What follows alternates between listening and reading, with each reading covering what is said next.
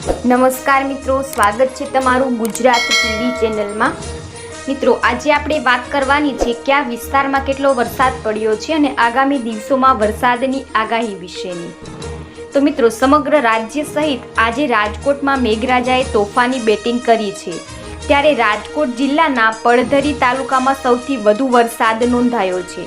છેલ્લા 24 કલાકમાં 6 ઇંચ જેટલો વરસાદ પડધરી તાલુકામાં નોંધાયો છે। રાજ્યમાં 24 કલાકમાં સાર્વત્રિક વરસાદ પડ્યો છે, જેમાં દક્ષિણ ગુજરાતના જિલ્લાઓમાં ભારે વરસાદ આવ્યો છે। તેમાં વલસાડ, તાપી, નવસારીમાં વરસાદી માહોલ જામ્યો છે। તો સુરત, નર્મદા, પંચમહાલમાં વરસાદી માહોલ વચ્ચે સીએમ ભૂપેન્દ્ર પટેલે જિલ્લા કલેક્ટરો સાથે વાત કરી છે, જેમાં વરસાદ પ્રભાવિત વિસ્તારોની માહિતી મેળવી છે। તો બનાસકાંઠા જિલ્લામાં છેલ્લા 3 દિવસથી સાર્વત્રિક મહેર જામી છે, જેમાં જિલ્લામાં ક્યાંક ધોધમાર તો ક્યાંક ધીમી ધારે વરસાદ થઈ રહ્યો છે। ત્યારે જિલ્લા મથક પાલનપુરમાં સતત ત્રીજા દિવસે મેઘરાજાએ ધમાકેદાર બેટિંગ કરી છે। પાલનપુરમાં અડધા કલાકમાં 0.5 ઇંચ જેટલો વરસાદ ખાબક્યો છે અને આ વરસાદે પાલનપુર અંબાજી હાઈવે પાણી કરી દીધા છે, જેમાં અંબાજી જતા લોકોને ભારે હાલાકીનો સામનો કરવો પડી રહ્યો છે। સમગ્ર રાજ્યમાં મિત્રો ફરીથી વરસાદી માહોલ જામ્યો છે। ત્યારે હવામાન વિભાગની આગાહી મુજબ ભાવનગરમાં પણ મેઘરાજાનું આગમન થયું છે। ભાવનગરમાં લાંબા સમય બાદ વરસાદ વરસ્યો છે। ભાવનગરમાં 2 ઇંચ જેટલો વરસાદ ખાબક્યો છે।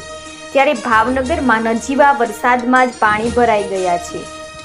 તો છેલ્લા 24 કલાકમાં 234 તાલુકામાં વરસાદ આવ્યો છે, જેમાં વાપીમાં સૌથી વધુ 13 ઇંચ વરસાદ ખાબક્યો છે અને વલસાડના કપરાડામાં 12 ઇંચ, પારડીમાં 12 ઇંચ, ઉમરપાડામાં 12.5 ઇંચ, ખેરગામમાં 10 ઇંચ, ધરમપુરમાં 9 ઇંચ અને વિજાપુરમાં 8 ઇંચ વરસાદ પડ્યો છે। તો સુરતમાં ભારે વરસાદના કારણે રસ્તાઓ બંધ થયા છે, જેમાં માંગરોળ, મહુવા, માંડવી તાલુકાના 23 રસ્તાઓ બંધ છે, તેમજ કોઝવે ઓવરટેપિંગના કારણે રસ્તા બંધ થઈ ગયા છે। તો માંગરોળના 13, માંડવીના 8 રસ્તા બંધ થતાં લોકોને હાલાકીનો સામનો કરવો પડી રહ્યો છે, જેમાં મહુવાના 2 રસ્તા બંધ થતાં વાહન ચાલકોને હાલાકીનો સામનો કરવો પડી રહ્યો છે। તો મિત્રો, આજે રાજ્યભરમાં મેઘરાજા મન મૂકીને વરસ્યા છે અને મોટાભાગના વિસ્તારમાં ભારે વરસાદ વરસ્યો છે। ત્યારે વલસાડ જિલ્લાના ઉપરવાસમાં ભારે વરસાદના કારણે મધુબન ડેમમાં પાણીની મોટી આવક નોંધાઈ છે। તો રાજકોટમાં બપોરના સમયથી ધમાકેદાર વરસાદ વરસી રહ્યો છે, જેને કારણે શહેરમાં જળબંબાકારની સ્થિતિ સર્જાઈ છે।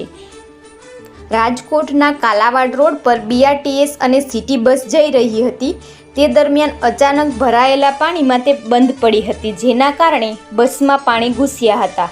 તો મુસાફરોના જીવ તાળવે ચોંટ્યા હતા અને તેમને સહી સલામત રીતે બહાર કાઢવામાં આવ્યા હતા।